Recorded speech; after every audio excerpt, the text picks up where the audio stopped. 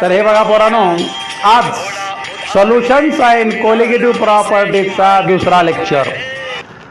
आता पहिल्या लेक्चरमध्ये काय शिकलं आपण? सोल्युशन म्हणजे काय आणि त्याचे वेगवेगळे types. Dilute solution, concentrated solution, aqueous solution, non aqueous solution. नंतर मग आणखी त्याचे मग 9 प्रकार. Solid, solid liquid, solid gas, पुन्हा लिक्विड सॉलिड, लिक्विड गॅस, नंतर gas solid, gas liquid, gas. याचे तुम्ही फक्त एग्जाम पाठ करा, दुसरं काही करू नका. आता अब हमको आगे पढ़ना है इस चैप्टर के अंदर जो नेक्स्ट कंसेप्ट है. This is very interesting concept and the name is solubility. तो बघा, कोणत्याही सोल्युशनमध्ये सॉल्व्हंटमध्ये विरघळतं. एकतर सॉलिड सबस्टन्स विरघळतं, एकतर गॅस विरघळतं. तर सॉल्युबिलिटी ऑफ सॉलिड सॉल्यूट किंवा गॅस इन अ सॉल्व्हंट हे आपल्याला ह्या पुढल्या बिटमध्ये शिकायचं आहे. तर what is mean by solubility? तर सॉल्युबिलिटी म्हणजे काय रे बाबांनो? तर what is mean by solubility? The amount of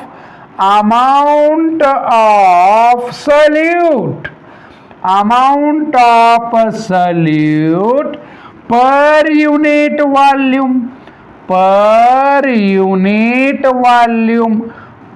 unit volume at a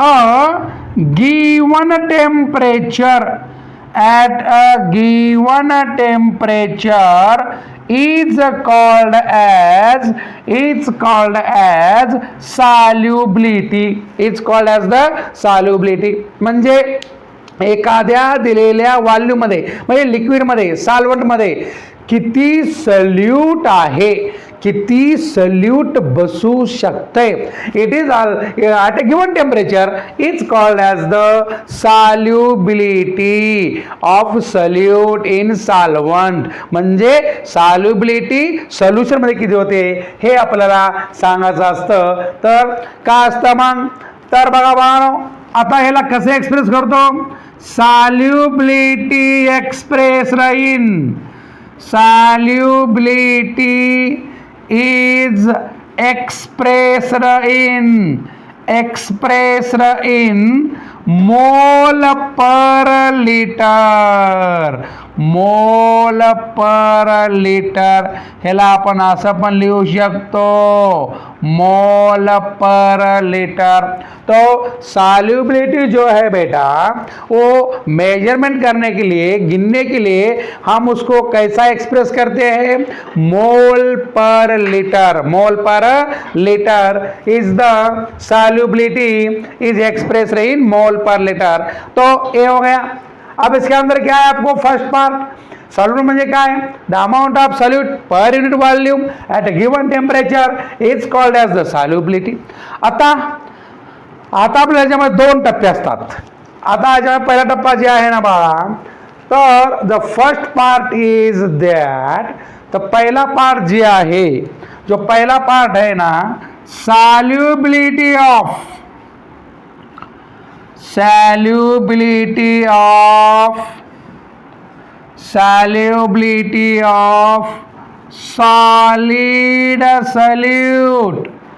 solid solute in a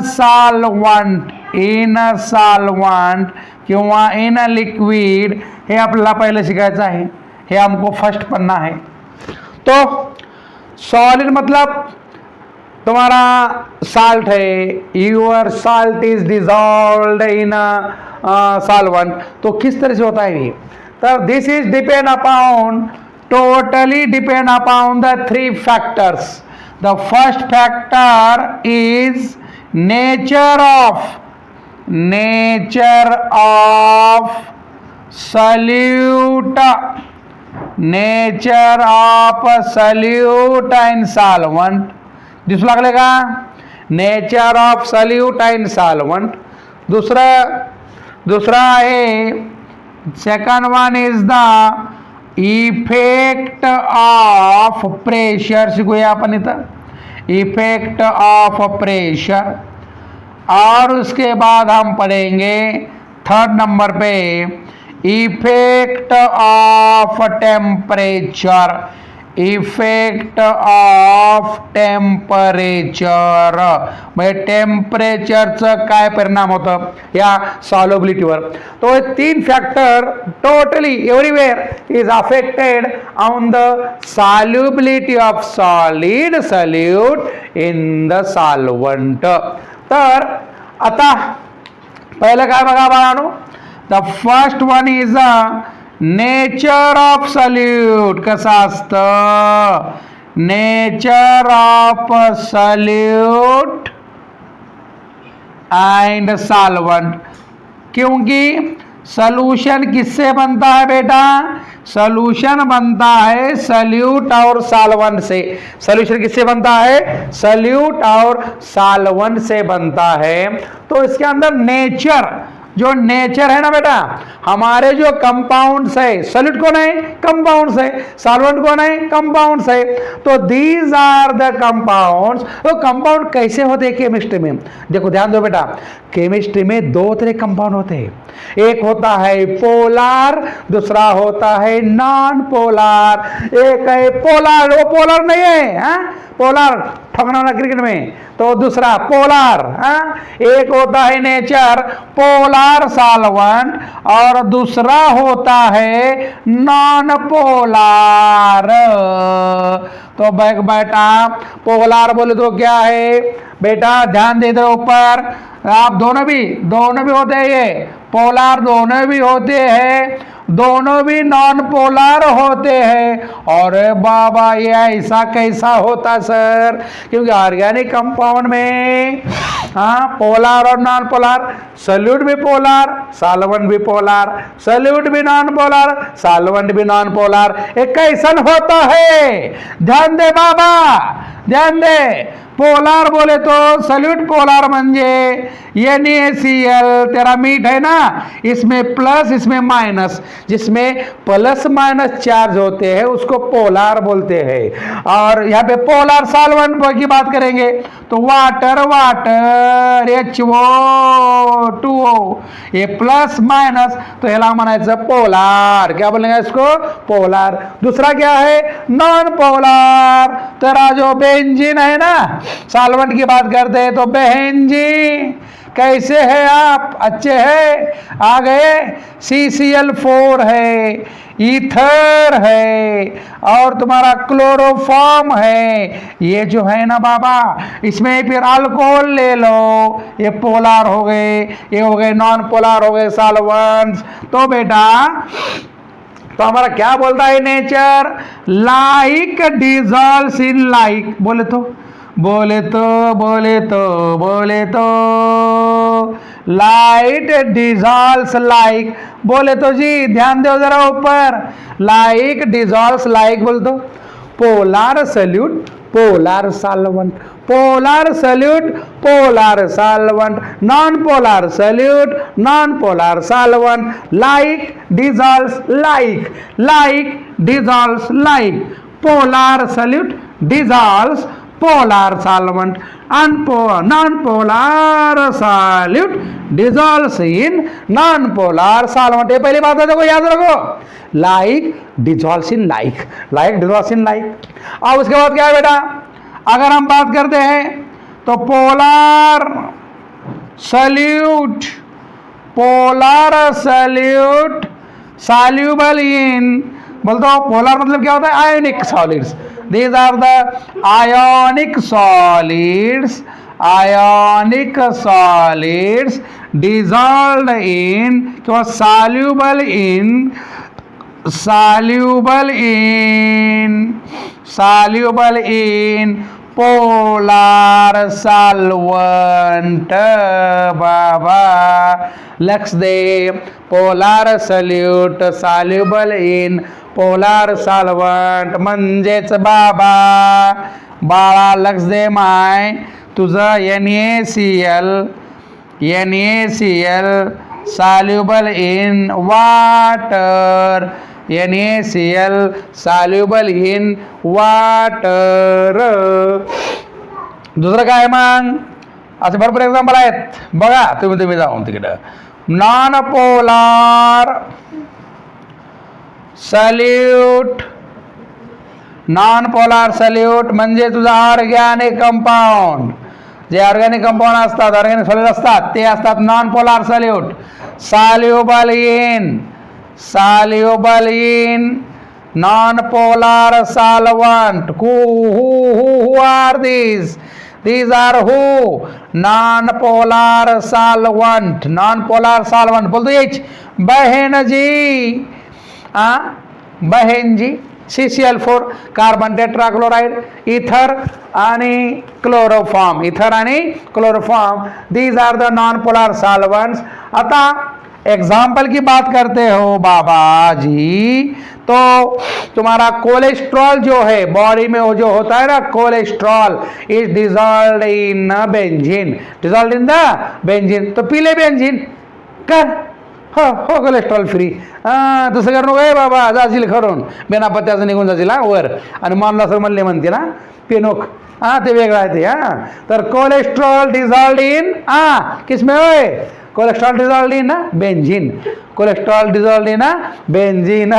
तर अशा प्रकारे nature of solute and solvent affects the solubility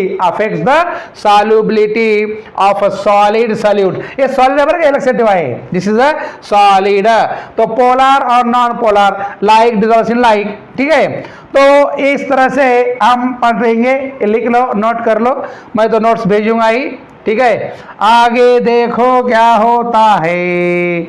तर बघा पोरांनो, आता पुढलं जे पार्ट आहे, दिस इज द नंबर 2.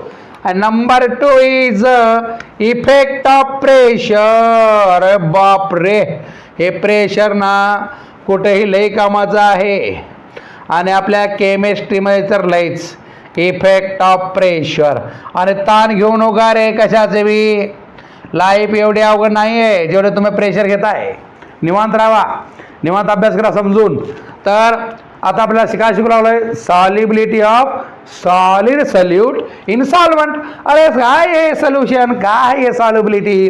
तर प्रेशर काय होतं. आता तुझं हे जे आहे ना बाबा, सॉलिड सल्यूटवर, सॉल्युबिलिटीवर प्रेशरचा परिणाम होत नाही. हे कसं? No effect on the solubility of solid solute in solvent due to pressure.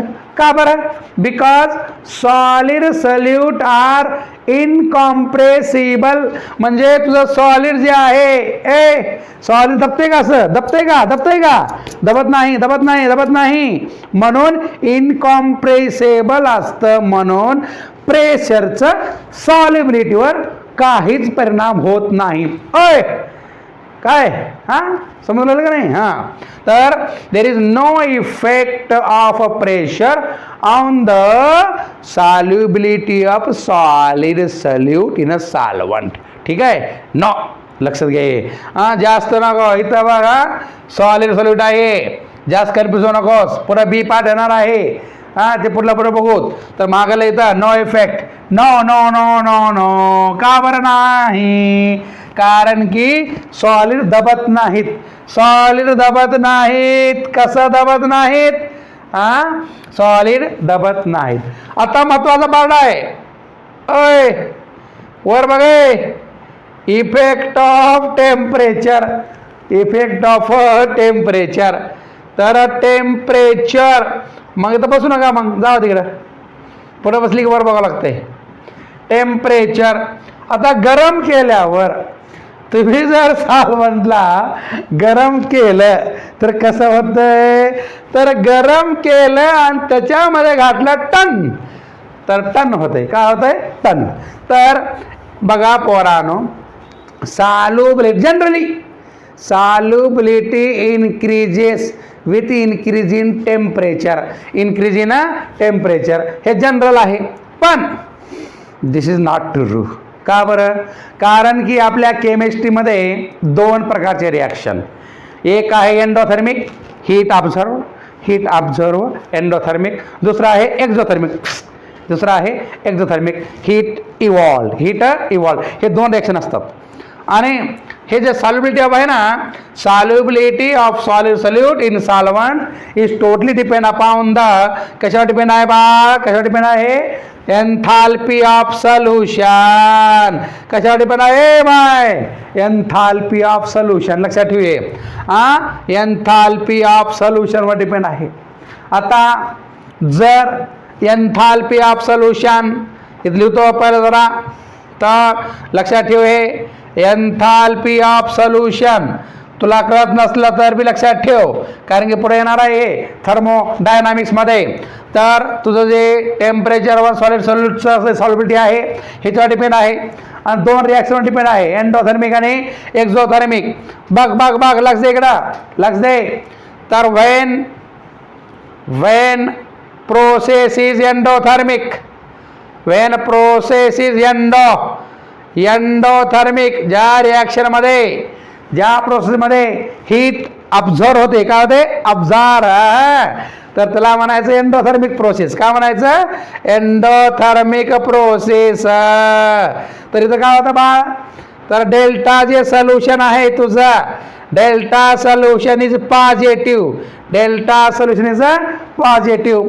आणि काय होतं, लक्ष दे इकडं, एंडोथर्मिक प्रोसेस मध्ये सॉल्युबिलिटी, बापरे बापरे बापरे बापरे, का होते, सॉल्युबिलिटी वाढते. कधी वाढते, टेम्परेचर वाढल्यावर का बाई, टेम्परेचर वाढलं का नाही, सॉल्युबिलिटी वाढते. आता एक्झाम्पलचं तू विचार करायचं म्हणलीस तर लई जे कंपाऊंड आहेत ते देतात रिॲक्शन्स. ओके, लक्षात ठेवलं काय, लक्षात ठेवलं का.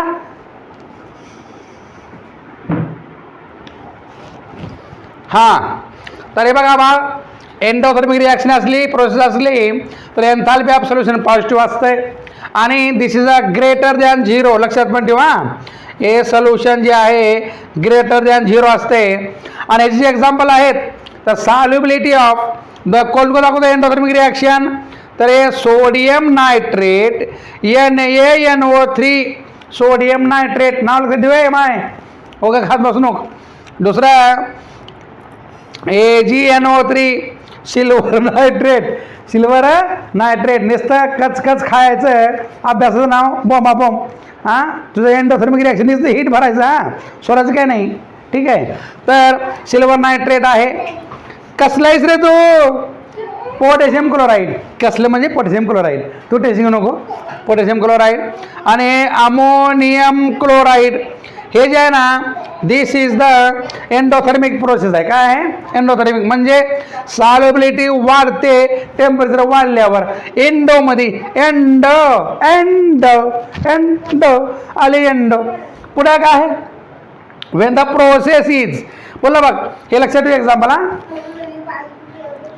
Wien the process is exothermic, exothermic process असेल तर, एक्झोथर्मिक प्रोसेस असेल तर, हे बघ बाळ, हे तुम्ही काय असतं माहिती आहे का, delta solution is, sorry, enthalpy of solution is negative असतं. आणि delta solution H is less than 0 असते, म्हणून कुठं असतं. मग कोण असतं हे, हू आर these आर हू, तो बेटा लिथियम सल्फेट La2SO4 दाखवते एक्सोथर्मिक रिएक्शन. अरे ठहर ना, इसमें क्या होता है, देख बोलता हूँ. सेरेनियम सल्फेट, सोडियम कार्बोनेट Na2CO3, और आगे है सोडियम सल्फेट. तो इसके अंदर क्या होता है बेटा, कि तेरा जो सॉल्युबिलिटी है डिक्रीज होता है विथ इंक्रीज इन टेम्परेचर.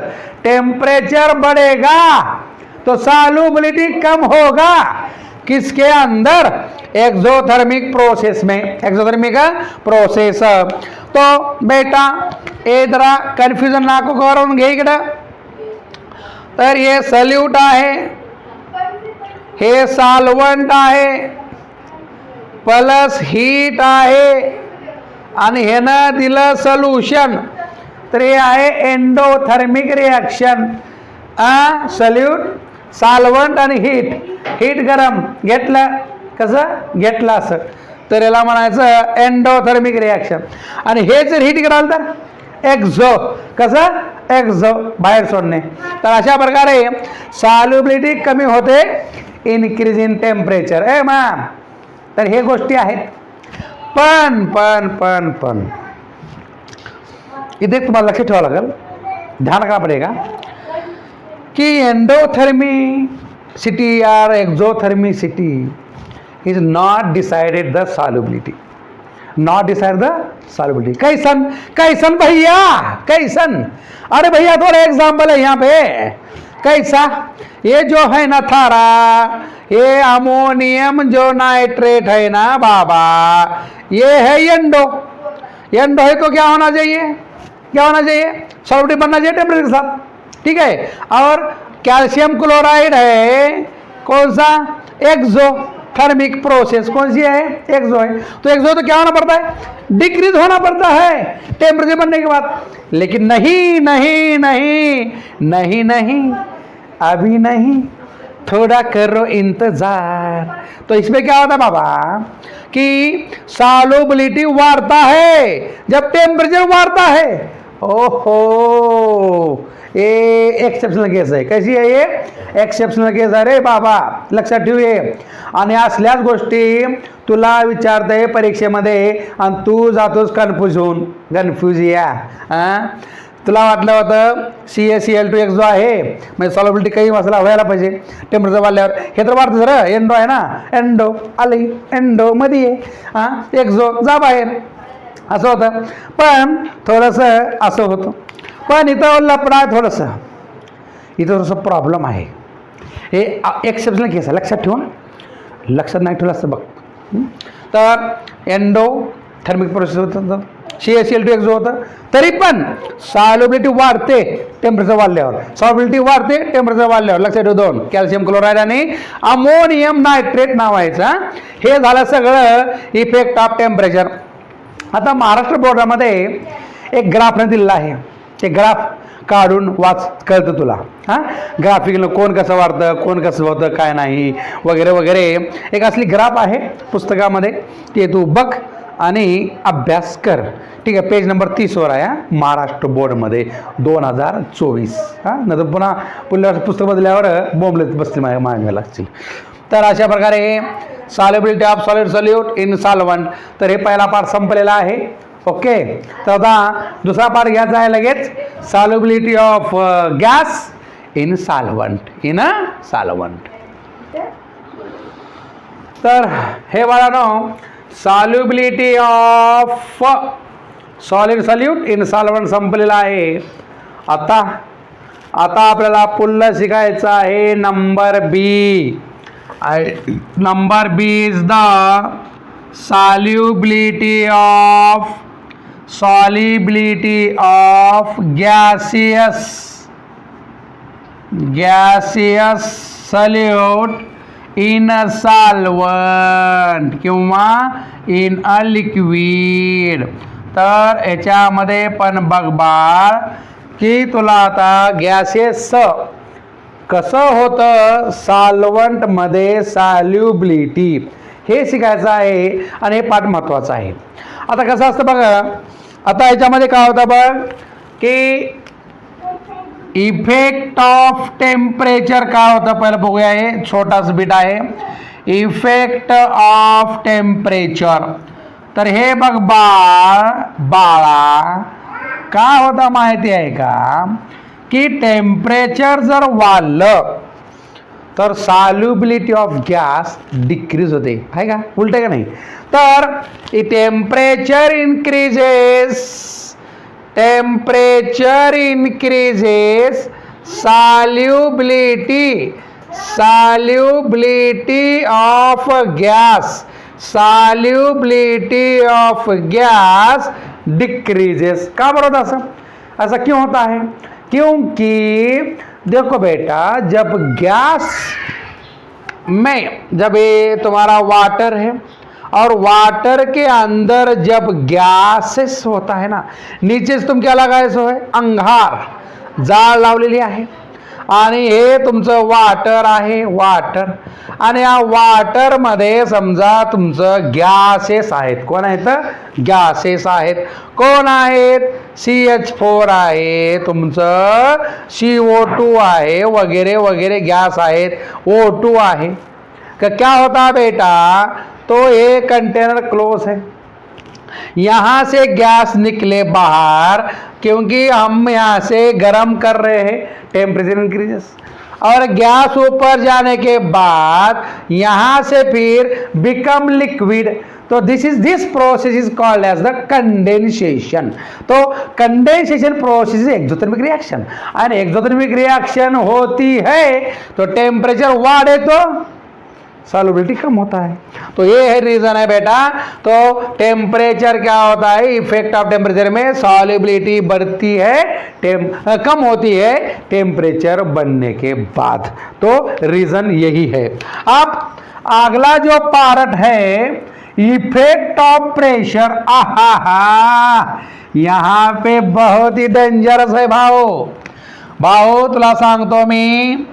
कारण की सॉल्युबिलिटी ऑफ गॅस, गॅस म्हणलं की प्रेशर, गॅस म्हणलं की प्रेशर राहतंच. आणि गॅस कसे आहेत, हायली कॉम्प्रेसेबल आहेत. कसे आहेत, हायली कॉम्प्रेसेबल. म्हणून तर कसं आहे बा, प्रेशर वाढलं, सॉल्युबिलिटी ऑफ गैस भी बढ़ता है. तो बेटा प्रेशर अगर बढ़ाएगा तो सॉल्युबिलिटी भी क्या होगा, बढ़ेगा. क्या होगा, बढ़ेगा. तो बेटा ध्यान रख ले, प्रेशर अगर वाढिंग तो सॉल्युबिलिटी भी वाढिंग. लक्षात ठेव. तुला बाकीच्या गोष्टी लक्षात राहतात, पिक्चर लक्षात राहते, गाणे लक्षात राहतात. 10-10 वर्षाचे गाणे पिक्चर तुझ्या डोक्यात बसलेत, पण अभ्यास म्हणले की नको वाटते तुला. का बरं वाटतं की का नाही की, तर प्रेशर वाढ्या तो सॉल्युबिलिटी वाढता है. का आहे वाढता है, गाण लावून करे मध्ये. तर मग बाळा की सॉल्युबिलिटी ऑफ गॅस आणि प्रेशर ह्याच्यामधलं जे रिलेशन देते ना, दिस रिलेशन कोण देते, हेनरीज लॉ. महत्वाचं रे ए भाऊ. फरवरी 2024 मध्ये या हेनरी लॉवर प्रॉब्लेम विचारलं होतं 2 मार्काला, पण आमच्या मुलीनं चुकीलं त्याच्यामध्ये. कसं करा, उलट फॉर्म्युला लिहिली. काय लिहिली, उलट. आता बघूया पुढे काय काय होते. तर देख बेटा, सॉल्युबिलिटी और pressure, solubility of gas and pressure relationship. कौन बोला रे, relationship is given by Henry's law. कौन दिला रे, हेनरीज लॉ न दिलेला आहे. तर हे हेनरीज लॉ काय असतं काय नाही आता आपल्याला शिकायचं आहे. तर प्रेशर वाढिंग, सॉल्युबिलिटी ऑल्सो वाढिंग, हे लक्षात ठेवा. आहे पण सॉलिड मध्ये नो प्रेशर इफेक्ट, लक्षात ठेवूया. No pressure effect. का बरं, solid is incompressible. Solid is incompressible. तो solubility of gases in solid मध्ये प्रेशर प्लेज अ व्हेरी भारी role, because pressure is compressible. गप्प बसा बे, खाऊन खावरलेलो रे. तर शांत घे, बॅगेत चैन लाव रे, अल्ला बॅगची चैन लाव. तर solubility of gas and pressure मधलं रिलेशन कोण देत आहे बाळा, कोण देत आहे, हेनरीज लॉ. कोण देत आहे, हेनरीज लॉ. महत्वाचा आहे. ठीक है, तर आपण आप पढ़ेंगे अगला जो पार्ट है ना, हेनरीज लॉ. Henrys law. तर हे बघ बाळ, ह्याच्यामध्ये हेनरीज लॉ येत आहे. तर हेनरी लॉ का म्हणते, बघ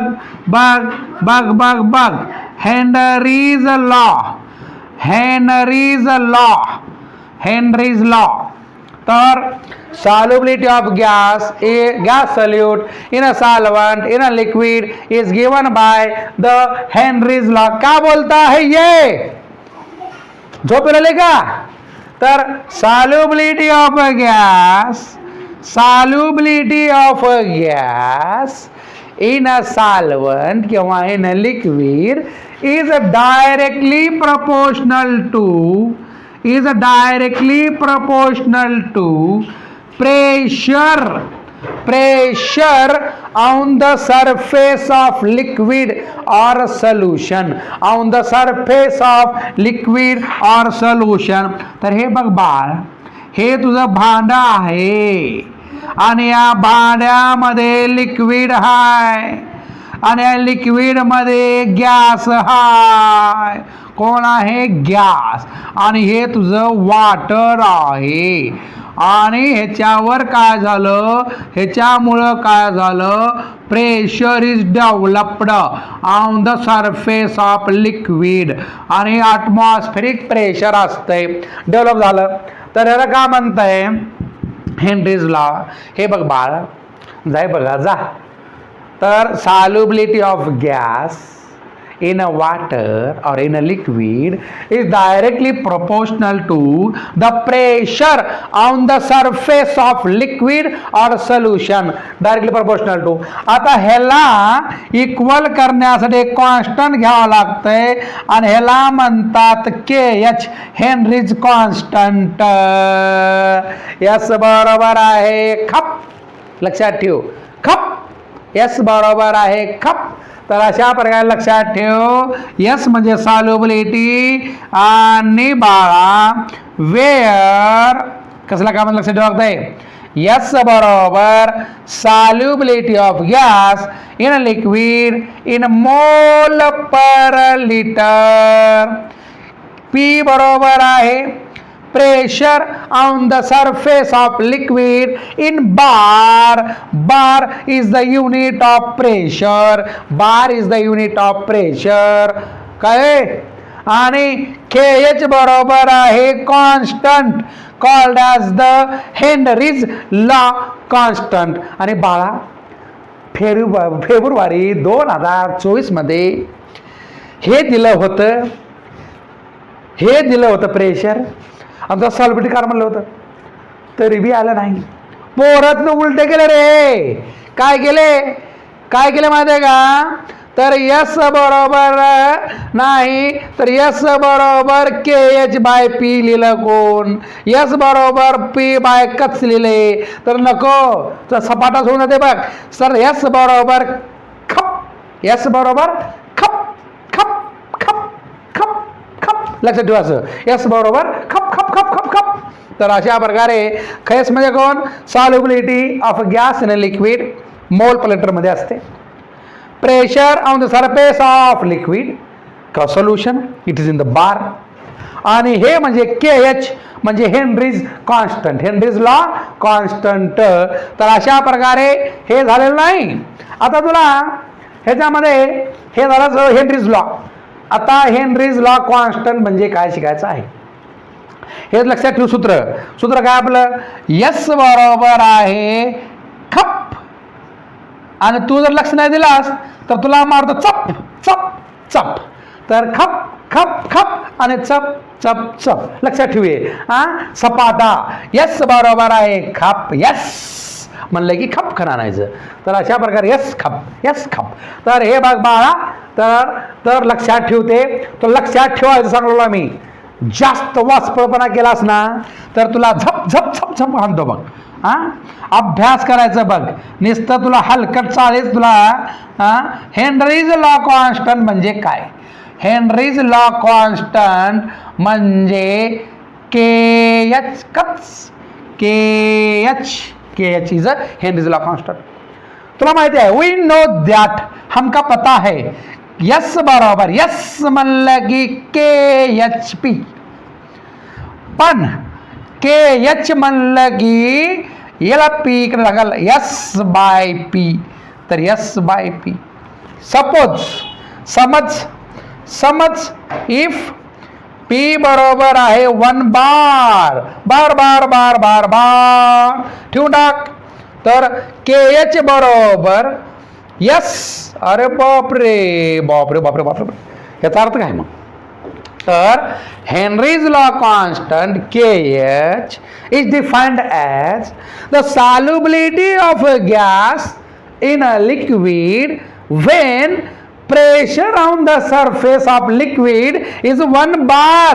1 bar is called as the Henry's law constant. Henry's law constant. आता याला मोजायचं कसं?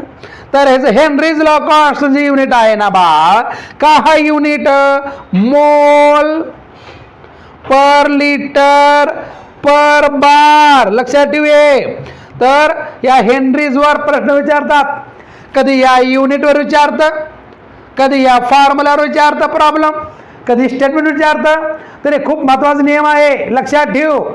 Solubility of gas of solute in a solvent आणि त्याच्यावरलं जे प्रेशर आहे, ह्या दोघातला संबंध सांगणारा जे नियम आहे ते आहे हेनरीज लॉ. Henrys law. तर अशा प्रकारे हे आजचा अध्याय. ठीक आहे. तर बघूया आणि काय आहे ते हेनरीज लॉ. एवढं लक्षात ठेवा, बघा. हा ठीक आहे.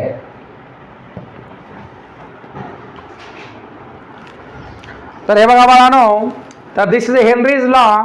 It's applicable only solubility of gas solute in a solvent किंवा लिक्विडमध्ये असेल आणि प्रेशर इफेक्ट असेल तर हेनरीज लॉ काम करत. लक्षात ठेवा, कधी बी घाल नका कुठे बी काय बी. यस बरोबर खाप. तर हे अशा प्रकारे लक्षात ठेवा. आहे आता ह्याला एक्सेप्शनल आहे, अपवाद आहे. ह्याला पण कसला अपवाद आहे सर? बघा लक्ष इकडं. तर exception to Henry's law.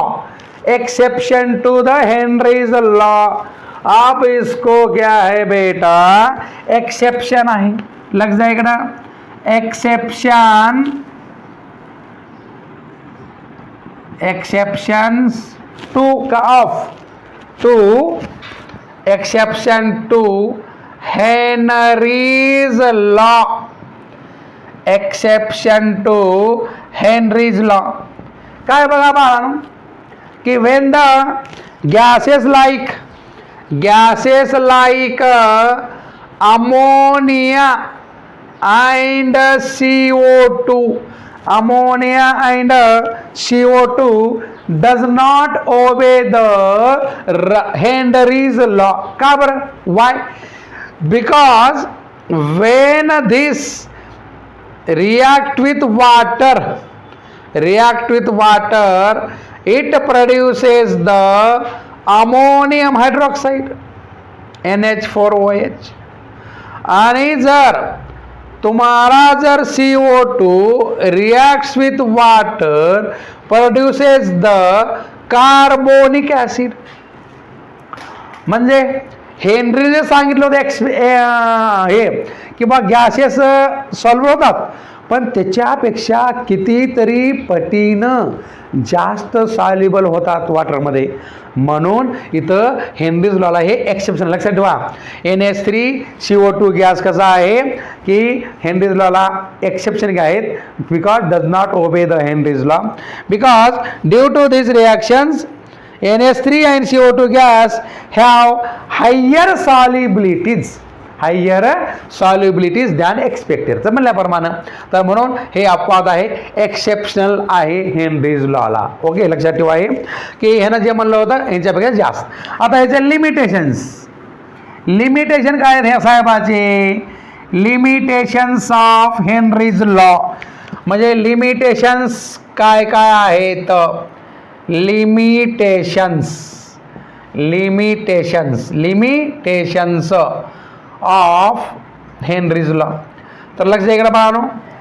It is applicable at only low pressure असल्यावरच काम करते. लो प्रेशर पाहिजे. दुसरा काय मग?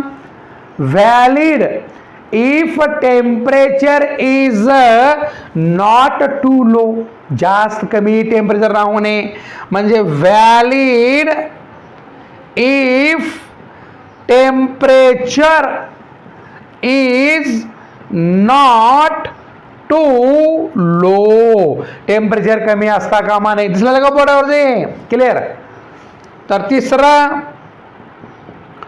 The gas should not be highly soluble, म्हणजे गॅस जास्त प्रमाणामध्ये सॉल्युबल नसलं पाहिजे. Gas should not be highly soluble. ठीक आहे. चौथा, the gas should not react chemically with the solvent.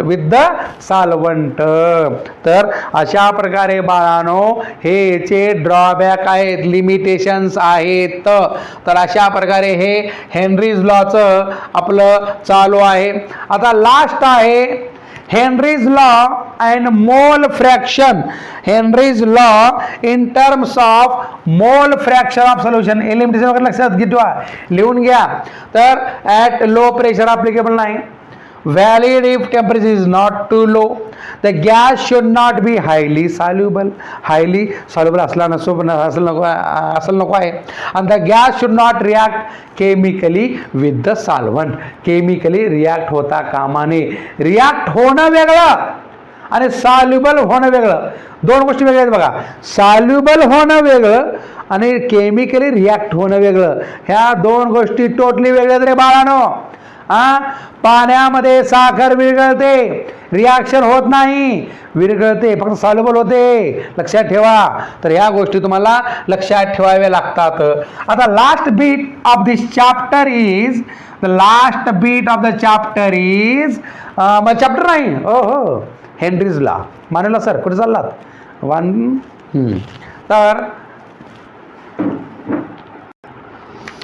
तर हे बघ बाळ, Henry's law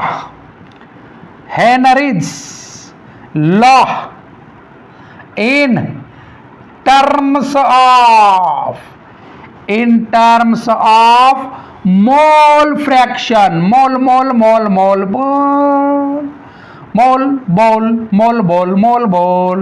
mole fraction. काय सिम्बॉल एक्स होणे दिसतंय पण इथे काय असतंय काय. म्हणून mole fraction of a solution असं मोल फ्रॅक्शन. कॉन्सन्ट्रेशन एक्सप्रेस करायच्या काही पद्धती असतात. Mass by mass, percentage by volume, percentage by mass, molality आणि मोल फ्रॅक्शन आणि नॉर्मॅलिटी.